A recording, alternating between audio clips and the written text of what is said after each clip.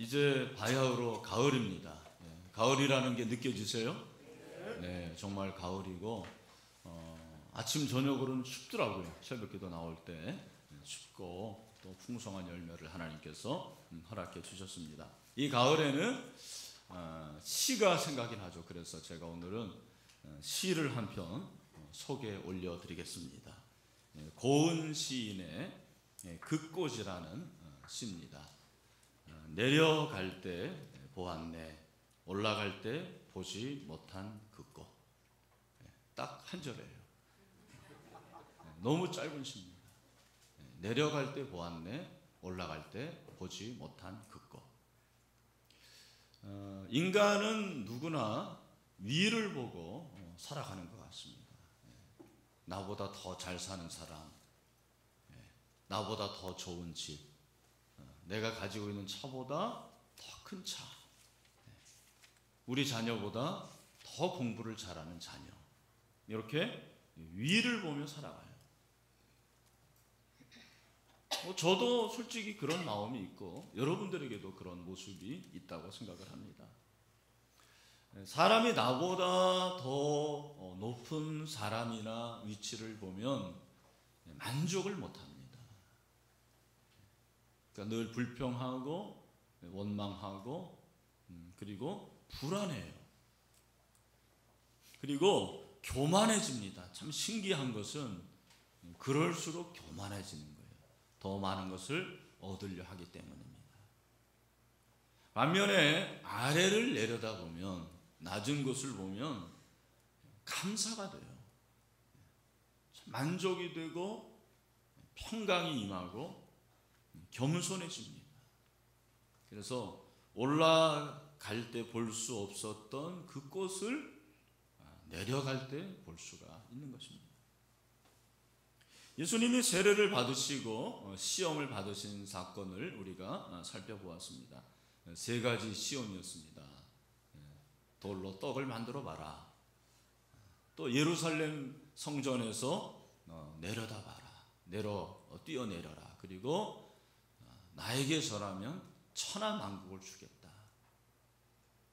여러분, 하나님은 예수 그리스도를 사막으로 이끄시는데 사단은 예수님을 높은 곳에 이끕니다.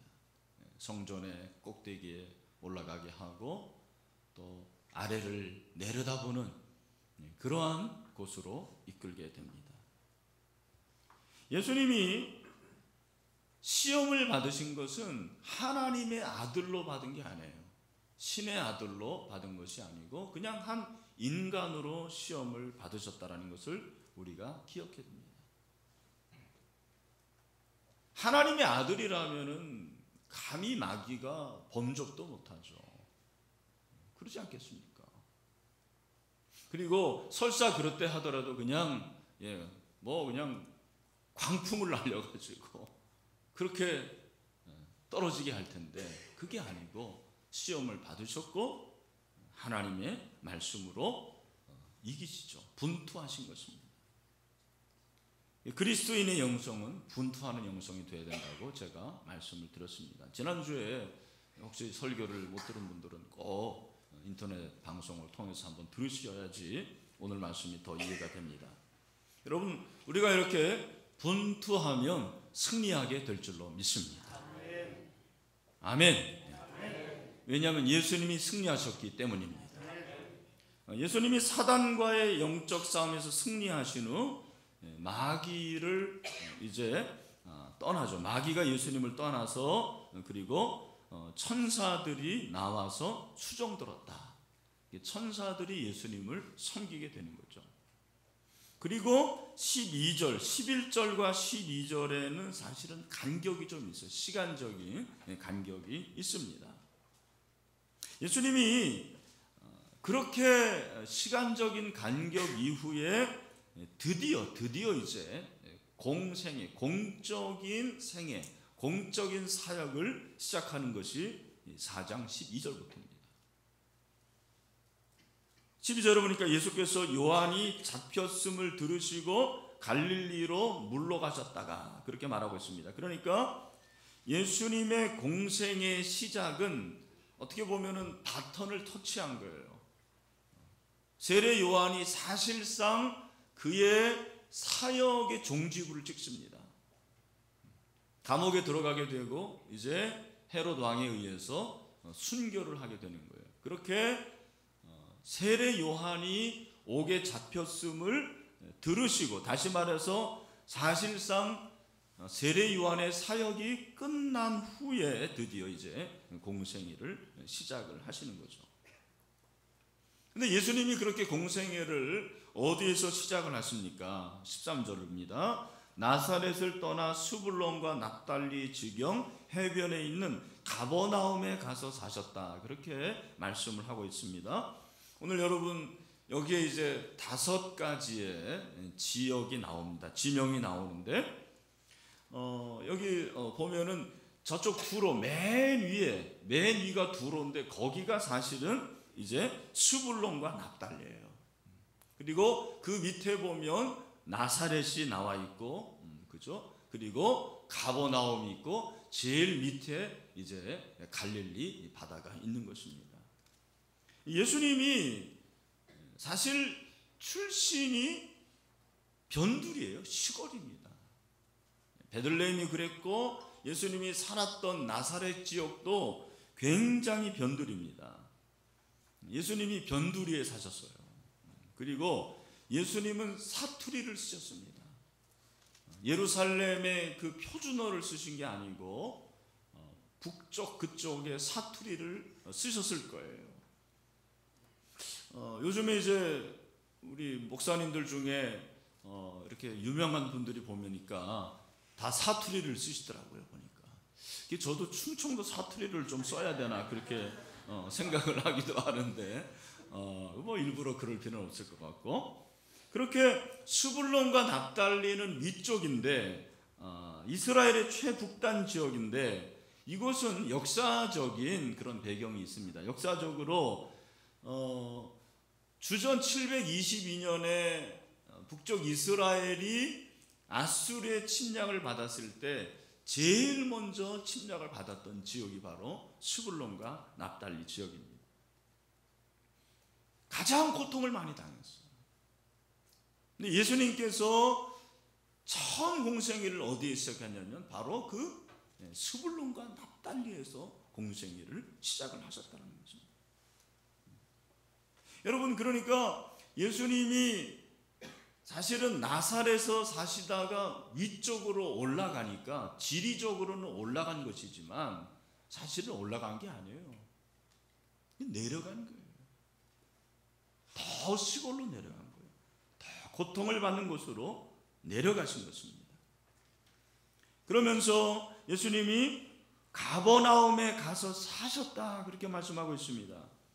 여러분, 이 가버나움이라는 이곳은 이방의 갈릴리라는 지역으로 유명합니다. 이방의 갈릴리 무슨 말입니까? 이방 사람처럼 조롱받는 지역이었다는 거예요.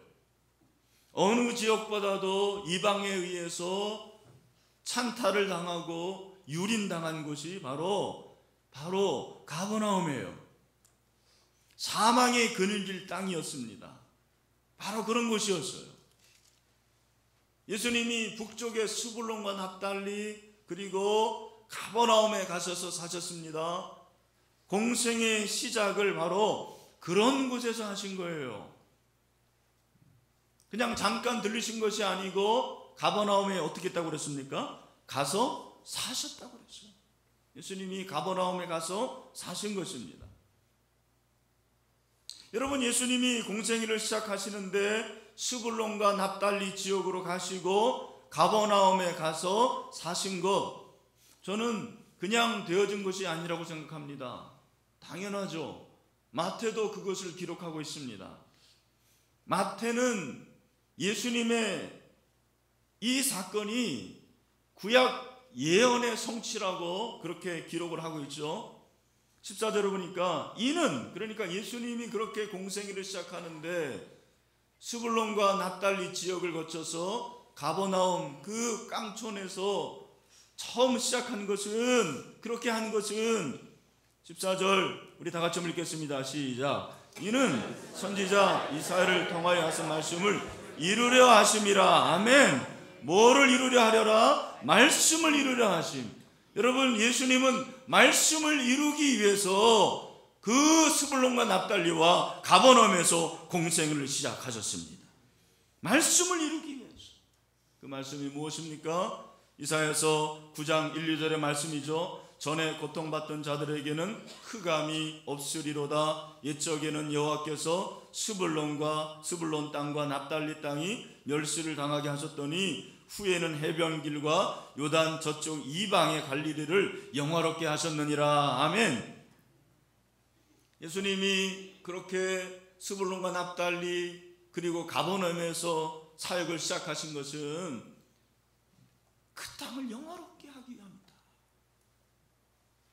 예수님의 공생애를 시작하신 장소는 예루살렘이 아니었습니다.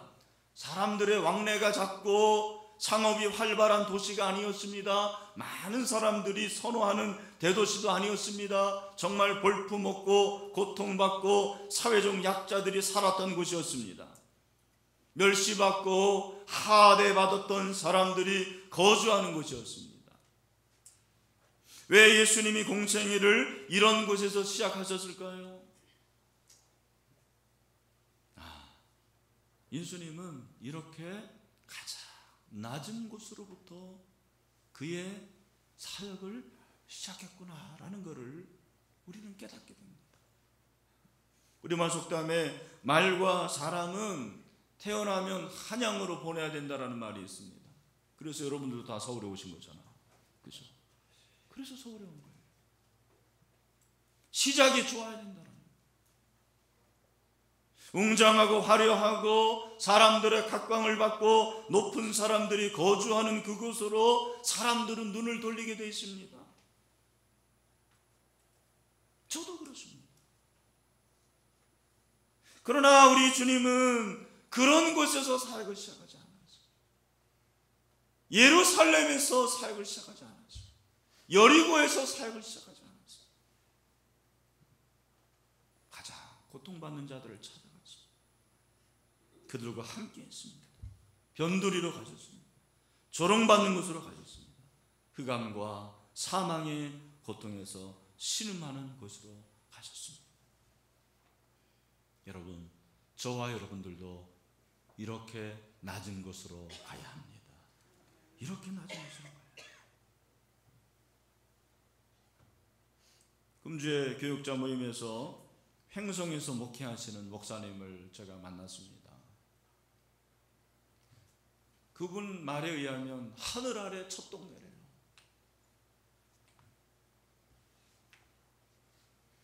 전 교인이 15명, 그것도 할아버지 할머니들만 15명. 목사님이 그래요. 앞으로 10년 후 15년 후에 내가 과연 이 교회에서 사역을 할 수 있을지 모르겠습니다. 왜? 그분들이 다 돌아가십니까? 젊은 사람들은 없고. 경제적으로 너무 힘드니까 땅 1000평을 구입해가지고 농사를 지은 거예요. 고랭지 채소. 근데 못하겠더래요. 왜냐하면 힘든 것도 힘든 거지만 새벽 한 2시까지 막 그렇게 물을 대주고 농사를 지어야 되니까 목회에 지장이 있어서 그만두셨대요. 그러면서도 복음을 위해서 한 길을 가는 거예요. 그 목사님의 얘기를 들으면서 눈물이 나더라고요.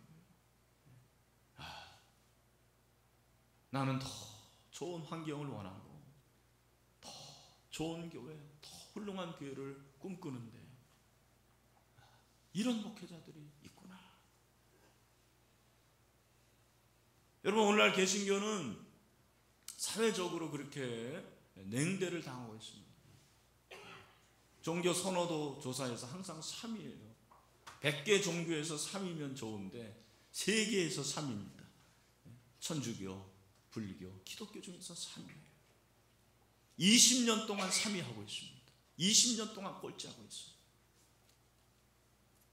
왜 그럴까? 원인이 뭘까? 여러 가지 원인이 있지만 그 중에 하나는 기독교가 더 높은 곳을 가려 하기 때문이 아닌가 생각합니다.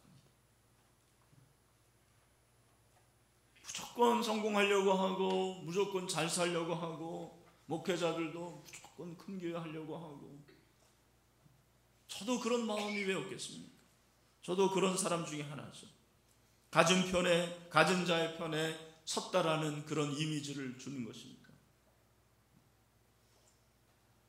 저는 최근에 이렇게 한국교회를 생각하면서 우리 한국교회에게 필요한 제자도가 있겠구나. 그게 바로 사회적 제자도라는 생각을 했습니다. 이런 말이 있는지는 모르겠어요. 그러나 저는 그냥 스스로 이 소셜 디사이플십이 필요하겠구나. 나 개인의 제자도, 내가 예수님의 제자가 되고 변화가 되는, 그래서 세상으로 나아가는 이런 제자도 필요해요. 맞습니다. 그것도 안 되면 안 되는 거예요. 근데 거기서 끝나는 게 아니고 이 사회를 향한 제자. 그래서 이번 학기에는 목장에서 제가 미션을 하나씩 드리려고 그래요. 이번 학기에 여러분 목장에서 목장이 도울 수 있는 개인이나 그런 공동체를 한번 선정해 보세요. 그게 뭐 소년소녀 가정이도 좋고 독거노인도 좋고 고원도 좋고. 그래서 한 번이라도 한번 가보고 찾아보고 그들을 만나보죠. 우리가 목장에서 참 우리 목장이 좋고 즐겁고 행복하고 그것도 필요하지만 좀 우리 목장의 힘을 그렇게 다른 사람을 위해서, 우리보다 못한 사람을 위해서 나아가는, 낮은 데로 나아가는 그런 목장이 되어야 되지 않겠습니까? 왜 우리가 더 낮은 곳으로 가야 할까? 낮은 곳에 은혜가 임하기 때문입니다. 낮은 곳에 은혜가 임해요. 예수님은 하나님의 아들입니다. 그럼에도 불구하고 예수님은 탄생부터가 낮은 곳이었습니다. 말구에서 태어나셨습니다. 왕자로 태어나지 않았습니다. 베들레헴, 당시 베들레헴은 인구가 1000명이 채 안 됐어요. 어떻게 할 수 있느냐? 로마 군대가 거주하지 않았습니다. 주둔하지 않았습니다. 예수님은 목수의 아들이었어요. 그리고 변두리에서 사투리를 쓰시면서 30년을 사신 거예요. 그리고 예루살렘에 특별한 일이 아니면 올라가지 않았습니다. 늘 낮은 곳에 있기를 좋아하셨습니다. 죄인과 세리들과 친구였습니다. 예수님이 부자와 관원과 권력자들과 함께한 적이 얼마나 됩니까? 그런 친구가 없었습니다. 늘 약자, 병자, 창기, 세리, 이런 사람들과 함께했어요. 왜 그랬을까? 왜 그랬을까? 예수님의 공생의 시작에 예수님의 말씀을 통해서 저는 그 답을 찾고 싶어요. 누가복음 4장 18절 19절이 우리에게 그 답을 주고 있습니다.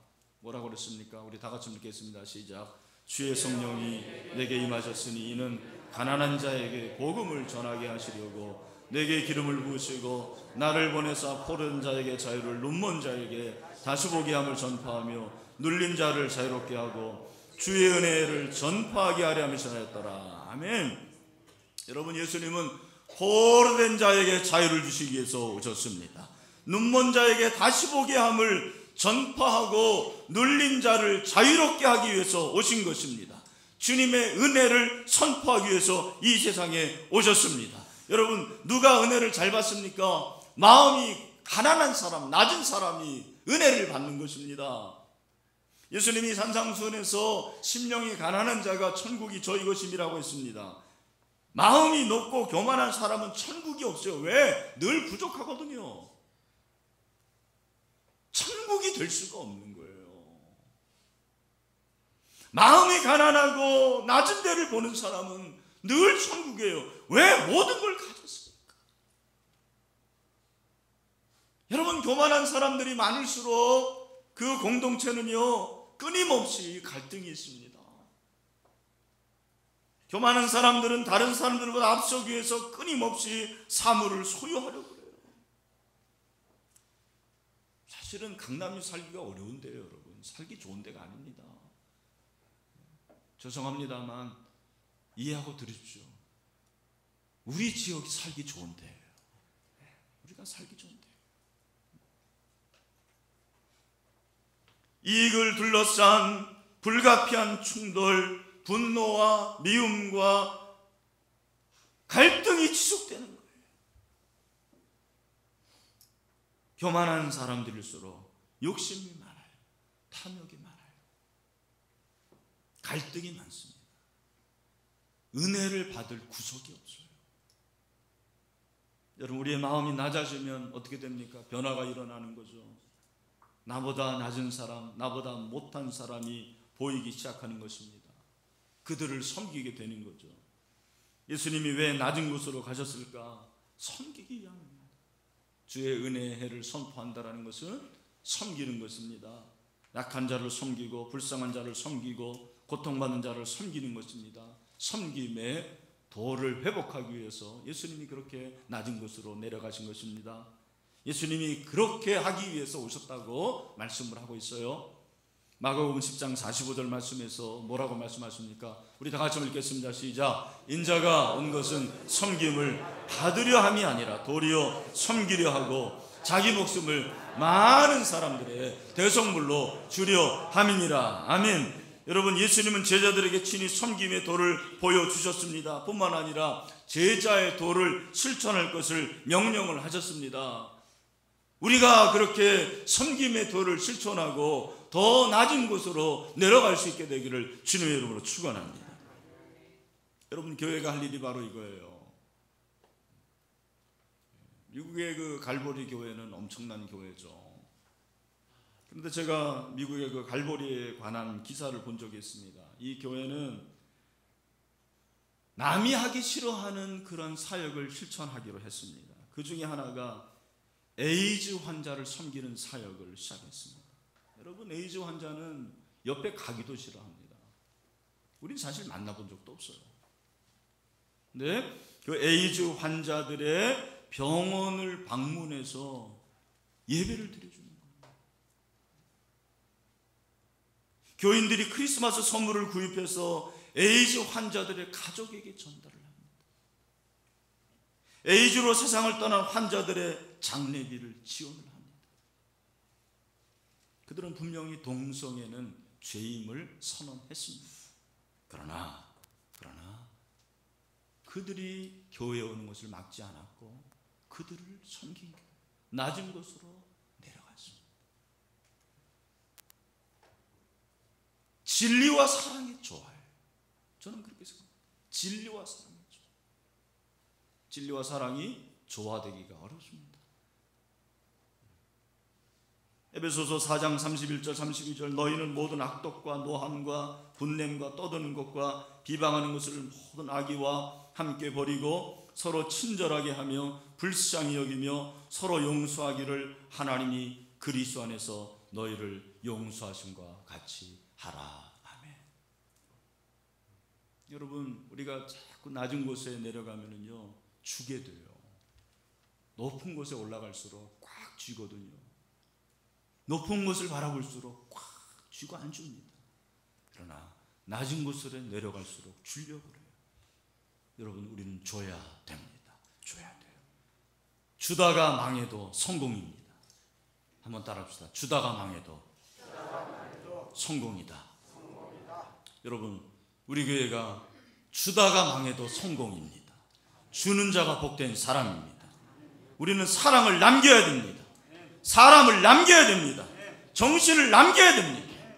누가복음 6장 38절에서 그렇게 말씀하고 있어요. 예수님께서 뭐라고 말씀하십니까? 다 같이 시작. 주라 그리하면 너희에게 줄 것이니 곧 후일되어 누르고 흔들어 넘치돌아가요 너희에게 안겨주리라. 너희가 헤아린 그 헤아림으로 너희도 헤아림을 도로 받을 것임이니라. 아멘. 사랑하는 우리 신일의 성도 여러분, 오늘 이 자리에 있는 분 여러분 모두가 주는 사람이 되시기를 주님의 이름으로 축원합니다. 줘야 돼요. 받으려고 하지 마세요. 줘야 됩니다.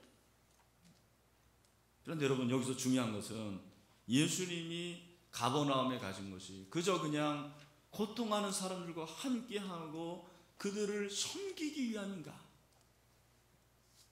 그들에게 더 높은 지위를 주고 더 좋은 환경을 만들어 주시기 위함인가? 구제하기 위함인가? 빵 하나 주려고 그러시는 거? 저는 그게 아니라고 생각해요. 여러분, 여기서 중요한 거 있습니다. 예수님이 왜 그렇게 낮은 곳으로 가셨을까요? 왜 낮은 곳으로 내려가셨을까요? 낮은 곳에서 그들을 복음으로 하나님께 인도하기 위함이었습니다. 우리가 이걸 놓쳐서는 안 돼요. 교회가 구제하고 교회가 가난한 사람도 없고 약자의 편에 서는 것이, 그것이 최종의 목적이 아닙니다. 그건 NGO도 하는 거예요. 사실 복지는 오늘날은 나라가 더 잘합니다. 교회도 하지만 국가가 더 잘해요. 여러분, NGO가 못하고 구청도 못하고 서울시도 못하고 국가도 못하는 것이 있습니다. 무엇입니까? 복음으로 하나님께 인도하는 것은 못합니다. 여러분, 우리 교회가 그 일을 감당해야 될 줄로 믿습니다. 믿습니다. 여러분, 오늘 본문을 보세요. 예수님이 그렇게 낮은 곳으로 가신 이유가 뭐예요? 16절 우리 다 같이 한번 읽겠습니다. 16절입니다. 시작. 흑암에 앉은 백성이 큰 빛을 보았고 사망의 땅과 그늘에 앉은 자들에게 빛이 비쳤도다 하였느니라. 아멘. 이 빛이 무엇입니까? 이 빛이 바로 생명의 빛인 줄로 믿습니다. 이 빛이 하나님의 빛입니다. 이 빛은 복음의 빛입니다. 예수님은 이 복음의 빛을, 생명의 빛을 비추기 위해서 그 낮은 곳으로 내려가신 거예요. 여러분, 예수님은 빛이십니다.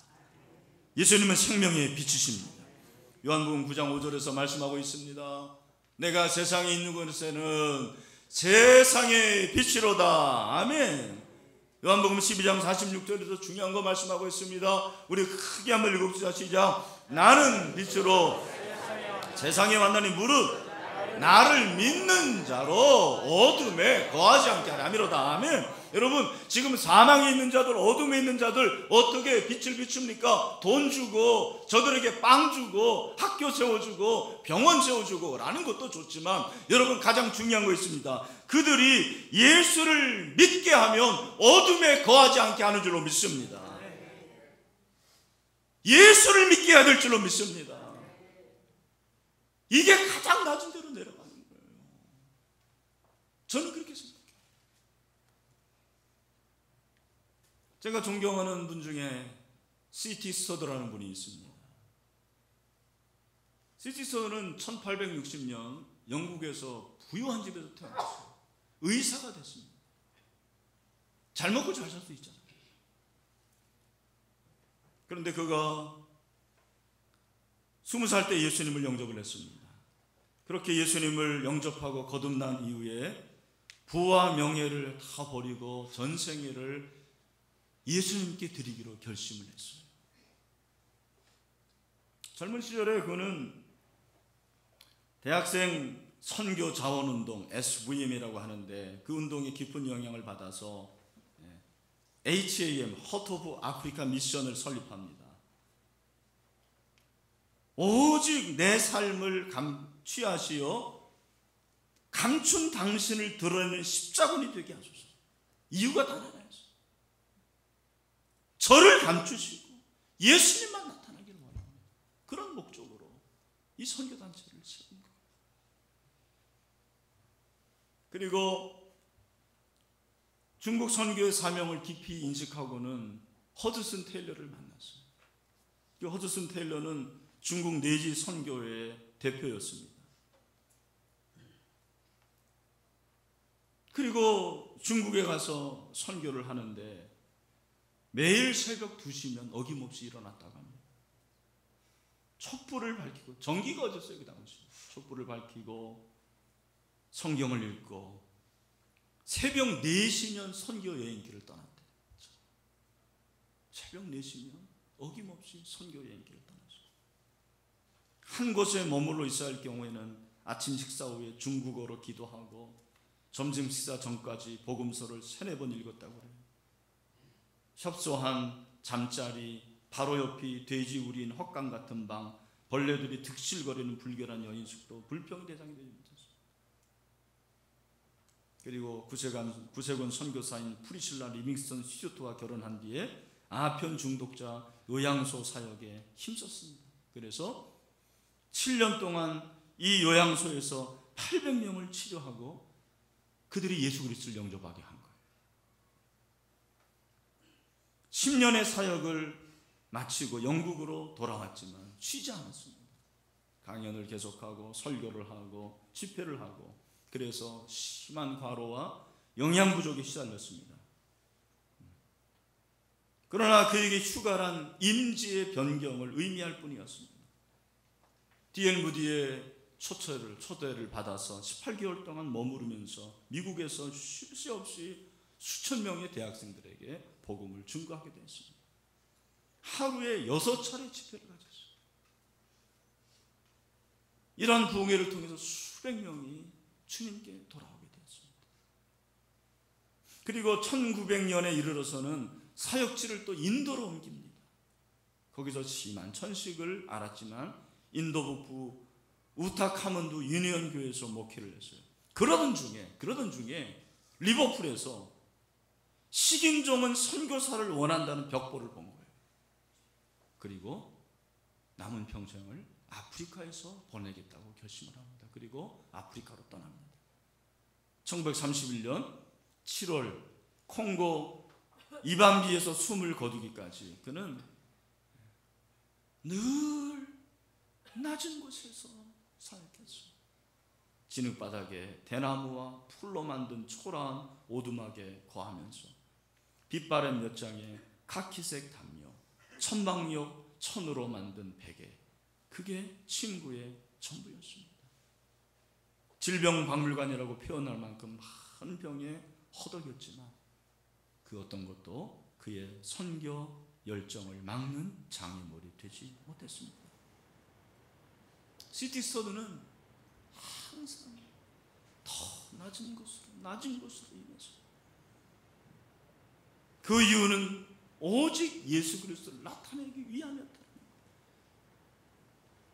여러분, 우리가 더 낮은 곳으로 내려가는 것이 나를 나타내고 내가 이런 사람이다, 내가 이렇게 참 헌신되다, 이게 아니에요.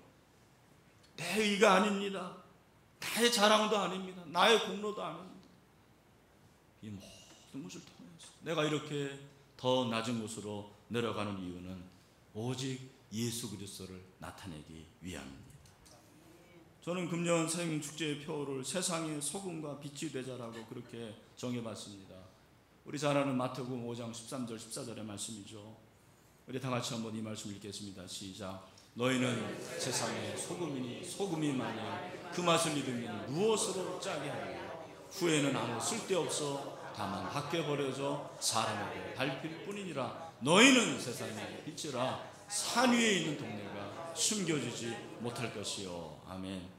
이번에 생명축제의 방향을 3가지로 정했습니다. 첫 번째는 예수 그리스도만 나타내는 새생명 축제가 되기를 바랍니다. 개인이 아니에요. 예수 그리스도가 나타납니다. 두 번째는 직접 전도와 간접 전도의 조화를 이루는 새생명 축제예요. 여러분들이 복음을 말로도 전하지만 관계를 통해서 정말 사랑을 전하는 것, 사랑의 열매를 나타내는 그런 전도를 하십시오. 세 번째는 30대와 40대가 동참하는 새생명 축제입니다. 제가 지금까지 새생명 축제를 인도하면서 가장 가슴 아픈 얘기는 30대, 40대들이 이 새생명 축제가 축제처럼 느껴지지 않는다라는 거예요.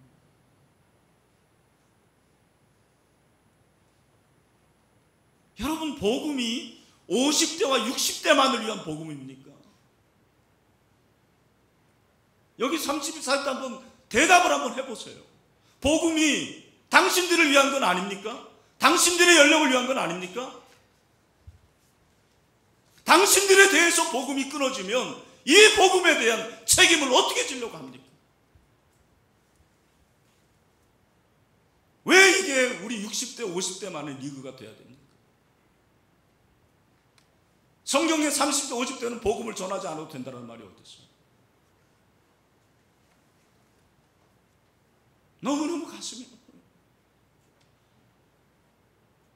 그것이 우리만의 리그만 돼야 될지 가슴이 아픕니다.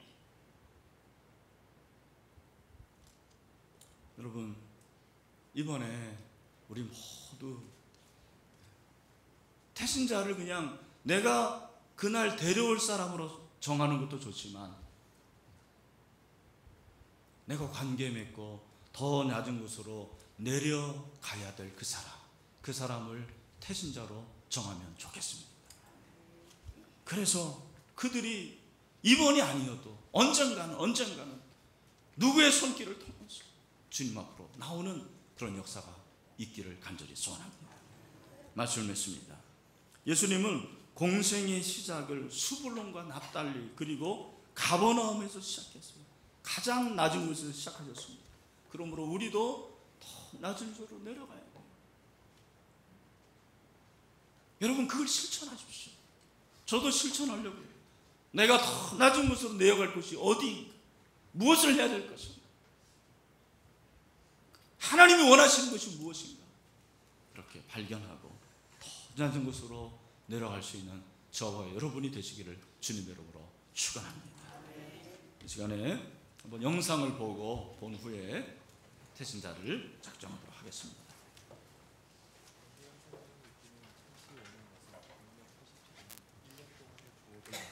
부산항을 돌아오고 있었다. 1985년 11월 14일 오후 5시경 남중국해를 지날 무렵 전재영 선장은 SOS를 외치는 조그만 난파선을 발견한다. 그들은 베트남 보트피플이었다.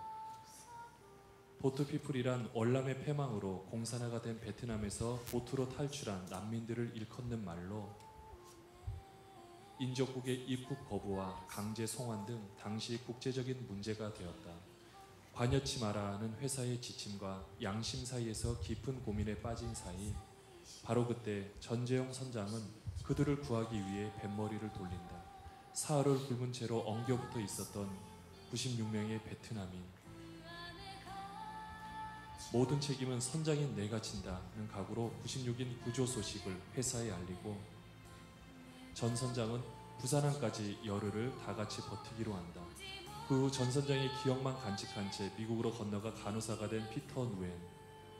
미국으로 건너온 가족과 안정적인 생활을 누릴 무렵 그는 평생의 은인 전 선장을 찾기 시작한다. 무려 17년 동안 수소만한 끝에 연락이 닿게 된 전재영 선장. 부산항에 도착한 즉시 전 선장은 회사로부터 해고 통지를 받았으며 난민 구출 이후로 당국에 불려가 조사까지 받았던 것이다. 여러 선박회사에 이력서를 넣었으나 한 군데도 연락을 못 받았던 그는 그 후 고향인 통영으로 내려와 멍게 양식업을 하며 생계를 유지하고 있었다. 그리고 그 후 19년 만에 이루어진 극적인 만남. 사랑합니다. 미국으로 이렇게 와주셔서 감사합니다. 19년 만이네요. 19년.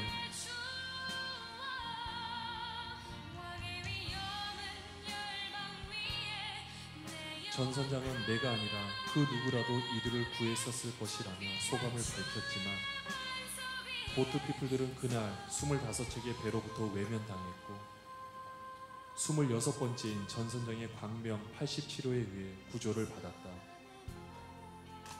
자신을 희생하여 다른 생명을 구하는 사람,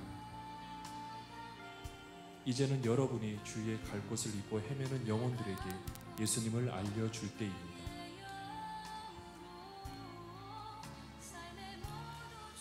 네, 25번의 거절을 당하고 26번 만에 구원을 받았습니다. 아마 우리 주변에도 그런 사람들 분명히 있을 거예요.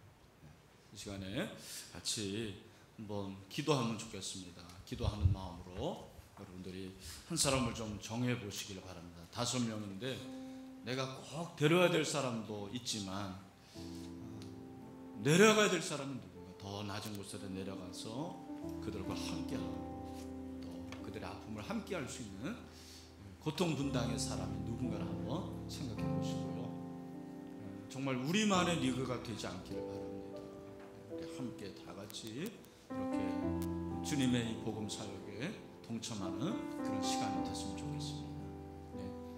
기도를 잠시 하신 분들은 여러분 오늘 작정서를 주보에 이렇게 넣어드렸는데 여러분이 작정을 하시면 되겠습니다. 물론 뭐 계속해서 작정의 기회는 있겠지만 이왕이면은 가장 가까운 가족부터 여러분들이 초대를 하시고요. 그리고 이웃, 친척, 친구, 또 지인들, 막연한 그런 사람들도 좋습니다만 여러분들이 그렇게 이 시간에 작정을 하는 시간을 갖도록 하겠습니다. 앞장을 쓰시면 되고요. 앞장을 쓰시고 인도자란에 여러분들이 이름을 쓰시고 태신자는 7명까지 쓰실 수 있게 되어 있습니다. 이렇게 쓰셔서 앞장은 제출하시고 뒷장은 성경 찬송란에 여러분들이 간직하셔서 계속해서 기도하시면 될 것 같아요. 그리고 357 카드를 여러분들이 잘 활용을 하셔서 이번 주는 1차 태신자 작정이고 태신자를 위해서 기도하는 그런 기간입니다. 그렇게 태신자를 위해서 기도를 시작하시면 되겠습니다. 매일 9시에 여러분들이 기억하시고 기도하시면 됩니다.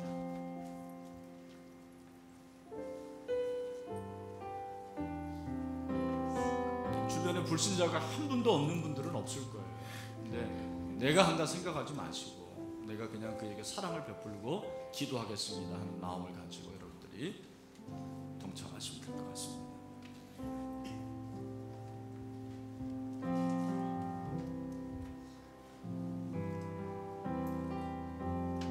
볼펜이 없는 분들은 우리 목사님들이 알려드리도록 하겠습니다.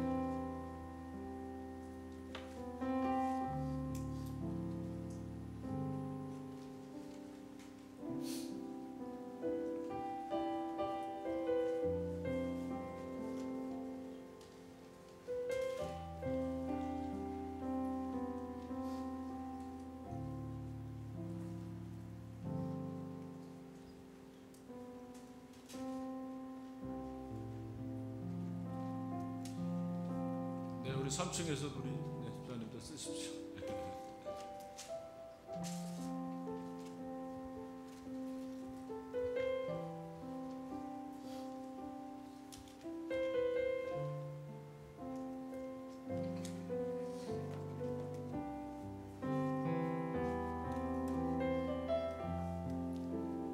네, 다 쓰신 분들은 우리 목사님들에게 제출을 하시면 되겠습니다. 이번 세금축제는 이렇게 여러분들이 저 바깥에서 스티커 붙이는 그 게시판은 저희가 설치하지 않겠습니다. 자율로 여러분들 오늘 이제 카드를 보십시오. 카드를 보면 이렇게 태신자를 위한 기도표가 있는데 그리고 태신자 섬김표가 있는데 1차, 2차, 3차부터 7차까지 이번 주가 1차예요. 그래서 태신자 여러분 쓰시고 이 카드를 여러분들이 활용하시면 돼요. 그래서 다 여러분들이 이제 표시를 하고 그리고 여러분들이 이렇게 제출하시면 되겠습니다.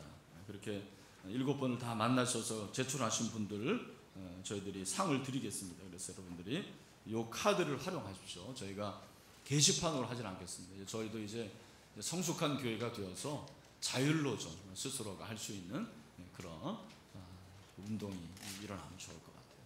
네, 좋습니다. 다 쓰셨나요? 네, 못 쓰신 분들은 나가시면서 제출을 하시면 되겠습니다. 기도하겠습니다. 참으로 좋으신 하나님 아버지, 복음의 빛인 자입니다. 주님께서 낮고 낮은 이 땅에 오시고 또 말구에서 태어나시고 그 낮은 곳에서 사역을 시작하셨습니다. 아버지 하나님, 우리도 더 낮은 곳으로 내려갈 때 그곳에서 꽃을 보고 열매를 보게 하시고 그곳에서 주님의 마음을 가지고 영혼 구원하는 역사가 일어날 수 있도록 축복하여 주시옵소서. 이번 생명축제에 꼭 그 한 영혼이 돌아오게 하시고 하나님, 우리의 섬김을 통해서 빛과 소금의 사역을 잘 감당하여서 그 영혼이 마음의 감동을 받게 하시고 나도 예수님을 믿고 싶다라는 마음이 생기게 하여 주시옵소서. 이번 생명주를 통해서 주님이 일하시기를 원합니다. 주님 나타내시옵소서. 우리 개인의 의나 공로가 아닌, 우리 노력이 아닌 주님의 은혜로 감당할 수 있도록 주님 도와주시옵소서. 이제 하나님 태신자를 기록했습니다. 저들을 찾아가시고 또 우리가 기도하겠습니다. 하나님 기도하고 만남을 통해서 마음의 문이 열리고 복음을 통해서 하나님 열매를 거둘 수 있도록 역사하여 주시옵소서. 우리 성도들 한 주일 동안 더 깊은 곳에 내려가서 주님 만날 수 있도록 도와주시옵소서. 예수님의 이름으로 기도하옵나이다. 아멘. 이제는 우리 주 예수 그리스도의 은혜와 하나님 아버지의 크신 사랑과 보혜사 성령님의 교통하심, 인도하심이 주님처럼 더 낮은 곳으로 내려가서 섬기고 복음을 전하면서 살기를 원하는 모든 성도들 가운데 영원토록 함께 하시기를 간절히 축원하옵나이다. 아멘.